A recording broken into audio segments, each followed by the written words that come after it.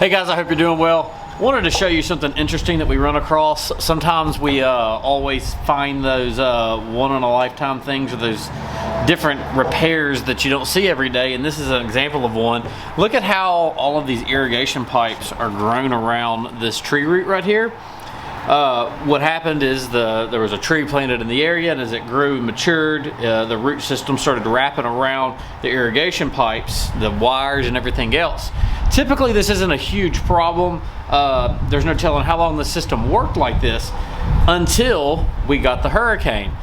Whenever we got the hurricane, we had a lot of high winds, and what we are predicting, the only thing that makes the most sense is that during all the high winds, the tree was rocking and swaying and going back and forth, and it was moving the root system, and that caused right here in this area the pipe to crack. And it wasn't a big massive leak, but it cracked enough that there started getting a wet spot in the area. They started losing pressure.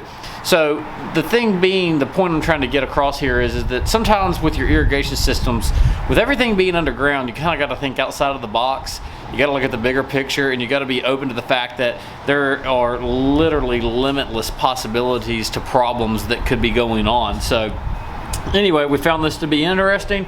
Thought you might find it to be interesting as well. If you got any questions or want any more pictures about it, or if you need any help with your irrigation system, just let us know. Y'all have a good day. We look forward to hearing from you.